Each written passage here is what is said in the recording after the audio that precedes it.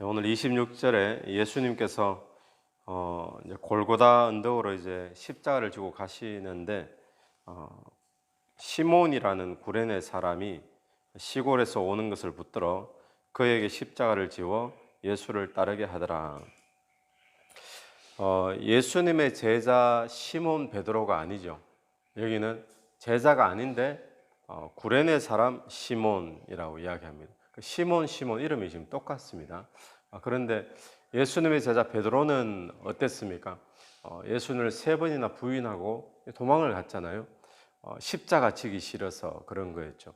그런데 참 공교롭게도 같은 이름의 사람인데 구레네 사람 시몬이 십자가를 지고 또 표현이 26절 마지막에 예수를 따르게 하더라 이렇게 표현이 되어 있습니다. 참 대조적인 같은 이름의 사람인데 또 한 사람은 예수님의 제자를 대표하는 사람인데 십자가 지는 것이 두렵고 또 너무 힘이 들어서 십자가 지지 않으려고 예수를 부인했는데 이 사람은 예수의 십자가를 지고 또 따라가는 모습을 그렇게 표현을 하고 있습니다. 이렇게 기록한 의미가 있겠죠. 여러분, 예수님을 따른다는 것은 무엇인가 하면 반드시 자기 십자가를 지고 쫓아가야 된다는 것을 우리에게 이야기를 해주고 있습니다. 십자가는 무엇입니까? 십자가는 사형틀이죠. 사형틀인데 이 십자가가 그냥 뭐 사소한 조그만한 어려움을 뜻하는 것이 아니라 자기 부인의 형태를 십자가를 이야기하는 거예요. 자기가 죽는 곳. 그래서 누구든지 예수를 따르려면 제 십자가를 지고 쫓을 것이니라. 이 이야기는 뭡니까? 자기를 부인하고 자기의 성질, 자기의 성격, 자기의 야망, 계획, 자기의 주인된 모든 것들을 부인하고 예수를 쫓아라. 그 말씀이죠. 오늘 또 저와 여러분이 십자가를 버리고 예수를 부인하고 가는 자가 아니라 제 십자가를 지고 주님을 쫓아가는 그런 제자의 모습이 우리에게 있게 되기를 간절히 바랍니다. 27절부터 보니까 백성과 및 그를 위하여 가슴을 치며 슬피 우는 여자의 큰 무리가 따라오는지라. 예수님의 그 십자가 지시는 그 사건을 보면서 가슴을 치며 슬피 우는 그런 여자의 무리, 큰 무리, 많은 무리가 있었습니다. 그런데 그들을 향해서 예수님께서 뭐라고 말씀하시는가 하면 28절 예수께서 돌이켜 그들을 향하여 이르시되 예루살렘의 딸들아 나를 위하여 울지 말고 누구를 위하여요? 너희와 너희 자녀들을 위하여 울라. 왜 그러셨을까요? 예수님의 십자가 지시는 것이 얼마나 고통스러울까, 이걸 위해서 울지 말라라는 거예요. 예수님 얼마나 힘드실까, 얼마나 아프실까, 이걸 위해서 울지 말고 진짜 울어야 될 것이 있다는 겁니다. 그게 무엇이겠습니까? 29절 보면 보라 날이 이르면, 또 30절 그때에 심판날을 이야기하거든요. 날이 이르고 그때가 되면 29절에 사람이 말하기를 잉태하지 못하는 이와 해산하지 못한 배와 먹이지 못한 젖이 복이 있다 하리라. 또 30절 그때 사람이 산들에 대하여 우리 위에 무너지라 하며 작은 산들에 대하여 우리를 덮으라 하리라. 심판때가 되어지면 아기를 배 임신한 배가 아닌 홀몸인 것이 유리하다는 거예요. 홀몸이 아닌 것이 심판의 고통이 얼마나 크면 피신을 해야 되고 도망을 가야 되고 자기 한 몸 이렇게 살리기도 힘든 그런 상황인데 아기가 있다든지 뭐 임신을 했다든지 그렇게 되는 것이 그렇게 힘들다는 것을 이야기해 주는 표현이죠. 또 30절에서는 산들이 우리 위에 무너져라. 우리를 차라리 숨겨달라. 빨리 죽게 해달라. 이런 표현이 되겠죠. 이런 표현은 심판의 고통이 그렇게 크다라는 겁니다. 그러니까 예수님께서 하시는 의도는 이런 의도입니다. 자기가 십자가 지러 가는 모습을 보면서 많은 무리들이 가슴을 치며 슬퍼했다 그러잖아요. 그런데 그렇게 하지 말라는 거예요. 그거 슬퍼하지 말고 진짜 슬퍼해야 될 것이 무엇인가 하면 심판받게 될 사람들을 위해서 슬퍼해야 된다는 겁니다. 그날에 심판받게 될 사람들, 그 심판의 고통이 그렇게 크기 때문에 여러분 오늘 우리가 오늘 고난 주간 성금요일인데 여러분 오늘 우리가 무엇을 묵상해야 될까요? 무엇을 우리는 슬퍼해야 될까요? 여러분 우리가 진짜 슬퍼해야 될 것은 예수님이 십자가에 매달리셔서 그 고통을 당하시니까 얼마나 고통스러웠을까 이게 아니라는 겁니다. 우리가 묵상해야 되고 우리가 슬퍼해야 될 것은 뭔가 하면 마지막 날에 심판받아서 멸망하게 될 그 사람들을 위해서 슬피 울어야 된다라고 주님은 그게 초점을 맞춰주고 계시죠. 그래서 오늘 그들을 위해서 우리가 중보할 수 있고 또 전도할 수 있고 또 영혼 구원을 위해서 우리가 그렇게 나갈 수 있는 저와 여러분 되기를 간절히 바랍니다. 그들의 영혼 구원을 위해서 울어라, 그 이야기를 하고 있는 겁니다.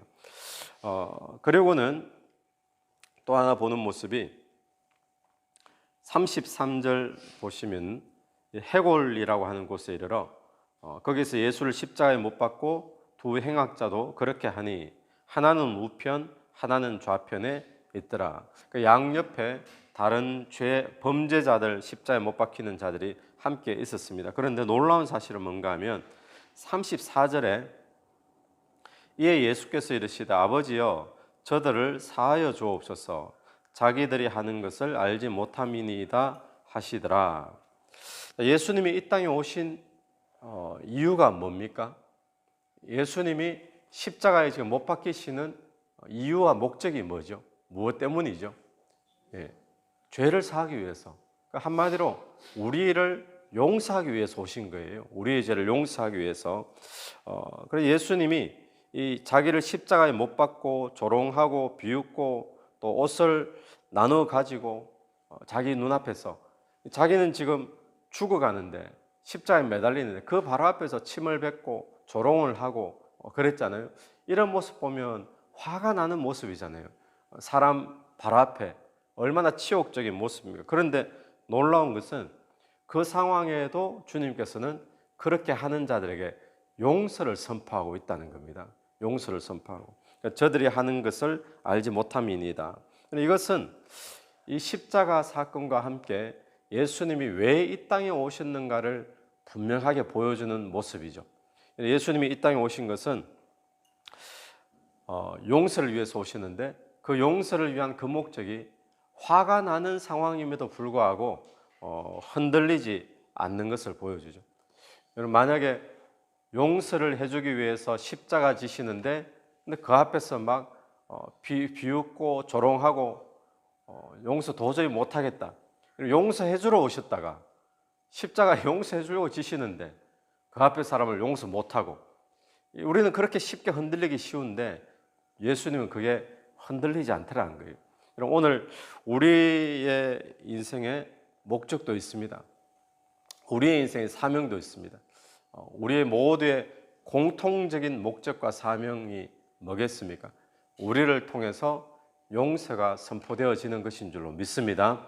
그런데 오늘 우리를 통해서 주님께서는 용서가 선포되어지길 원하시죠. 그래서 스데반 같은 경우에는 본인이 죽으면서 예수님과 지금 똑같은 이야기를 하죠. 본인을 돌을 던지고 본인을 조롱하고 죽이는 그 사람들을 향해서 주님 저들을 용서하여 주옵소서 자기들 하는 것을 알지 못합니다. 그렇게 말했던 거예요. 오늘도 저와 여러분의 사명이 화가 나는 상황이라고 해서 흔들리지 않게 되길 바랍니다. 또 조롱당하는 상황, 또 사람들에게 비웃음을 당하는 상황, 또 막 고통당하는 상황이라고 해서 주님은 그 용서하러 오셨던 사명이 안 흔들리셨던 것처럼 오늘 우리에게도 조롱의 상황, 억울함의 상황, 고통의 상황, 여러 가지 상황이 있을 텐데 그때에도 저와 여러분의 이 땅에 사명이 흔들리지 않는 그런 은혜가 있게 되기를 간절히 바랍니다. 그러는 와중에 한 사람이 이야기를 합니다.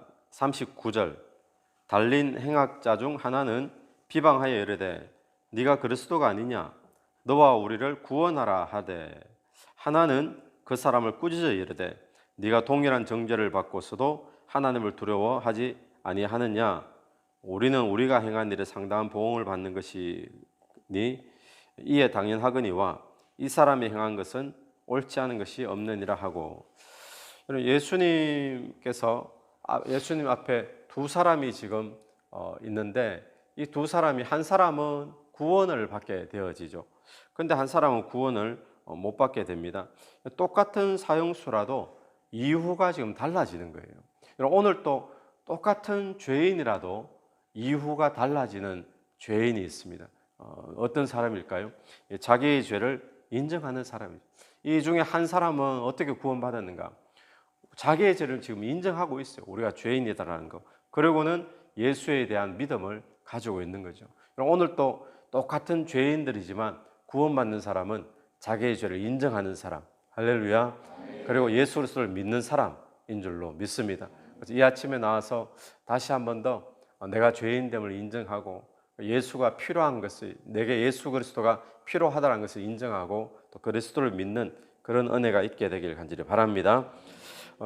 근데 그 중에 이제 우리 37절 한번 돌아가십시오. 37절. 네가 만일 유대인의 왕이면 네가 너를 구원하라 하더라. 이제 사람들이 조롱을 하면서 이야기했던 말이죠. 여기 말씀 보면 또 39절도 마찬가지죠. 행악자 중 하나가 네가 그리스도가 아니냐? 너와 우리를 구원하라. 구원하라 이 질문을 합니다. 근데 예수님이 우리를 구원했습니까? 안 했습니까? 구원했잖아요. 예. 구원하라 그랬는데 근데 주님 이 사람들이 기대하는 구원의 방법은 뭐였습니까? 십자가에서 뛰어내려오는 거죠. 근데 예수님이 구원하시는 방법은 뭐였습니까? 십자가에 매달려 죽는 거죠. 그래서 하나님이 쓰시는 방법과 우리 사람들이 생각하는 방법과 계획이 다를 때가 있다는 것을 우리는 기억해야 된다는 겁니다. 그래서 하나님의 구원의 방법은 십자가에 죽는 것이 구원의 방법이었던 것처럼 사람들이 죽는 것이 구원의 방법인 줄 누가 알았겠습니까? 그죠? 아무도 생각하지 못했던 거죠. 우리가 그 드라마나 뭐 이런 꽁트나 이런 거 보면 십자가에 달려서 죽는 것이 구원의 방법인 것을 마귀도 몰랐던 거예요. 그죠? 그러고는 부활하시고 하나님의 방법은 있다라는 것을 우리가 기억하십시오. 그래서 때로는 하나님의 역사하심이 우리를 인도하심이 내 뜻대로 되어지지 않고 내 생각과 다를지라도 하나님은 더 좋은 방법, 하나님의 또 다른 방법이 있다는 것을 우리가 믿고 또 주님의 섭리를 쫓아가는 그런 저와 여러분 되기를 간절히 바랍니다. 기도드리겠습니다. 하나님 아버지 은혜를 감사합니다. 오늘 또 예수를 쫓아가되 자기 십자가를 지고 주님을 쫓아가는 저희들의 삶이 될 수 있도록 도와주옵소서. 하나님 우리가 슬퍼하고 애통해야 될 것은 예수님이 십자가에 지신 그 고통의 모습이 아니라 주님 심판받게 될, 그래서 고통당하게 될, 또 지옥에 떨어질 그런 영혼을 보고 우리가 슬퍼해야 된다는 것을, 슬퍼해야 된다는 말씀을 주신 것을 우리가 봤습니다. 하나님 오늘 또 우리 주변에 멸망당하는 자들, 또 심판당할 수밖에 없는 자들을 볼 때 그들을 위해 기도하며 그들 영혼 구원을 위해 애쓰는 우리가 될 수 있도록 도와주시옵소서. 주님이 이 땅에 오신 이유가 용서를 위해서 오셨듯이 그 용서를 선포함에 있어서 어떤 상황이 와도 흔들리지 않으셨던 것처럼 오늘 또 우리의 삶에 어떤 상황이 와도 그리스도의 용서를 선포하는 그런 사명이 흔들리지 않도록 은혜 베풀어 주시옵소서. 하나님 예수 그리스도의 구원의 방법은 우리의 생각과 다를지라도 또 하나님의 특별한 뜻이 있는 줄로 믿습니다. 주님 오늘 또 우리의 삶을 인도하시는 하나님의 방법, 우리의 삶에 역사하시는 하나님의 방법, 사람과 다를지라도 분명히 좋은 뜻이 있는 줄로 믿고 하나님의 섭리와 또 하나님의 역사하심을 믿고 따라가는 우리 모두가 되게 도와주옵소서. 주님 특별히 이 시간 또 병원에서 수술을 또 앞두고 있는 우리 조은희 집사님 또 정현 형제 주님께서 은혜를 베풀어 주시기를 간절히 원합니다. 그들의 마음과 생각을 주님 붙잡아 주시옵소서. 믿음 위에서 흔들리지 않도록 도와주시고 이 일 가운데 하나님의 놀라운 계획하심과 뜻이 있는 줄을 믿고 오히려 감사가 터져 나올 수 있는 그런 은혜의 시간 될 수 있도록 하나님 역사하시고 다스려 주옵소서. 또 수술을 집도하는 모든 의사의 손길들 또 간호사의 손길들 주님 붙잡아 주시기를 간절히 원합니다. 이 일을 통하여 합력하여 선을 이루실 하나님의 은혜를 이 시간에 기대합니다. 하나님 역사하실 줄로 믿고 또 오늘 하루도 주님 승리케 하실 줄로 믿고 예수님 이름으로 기도드립니다. 아멘. 오늘도 예수 이름으로 승리하시는 하루 되길 바랍니다.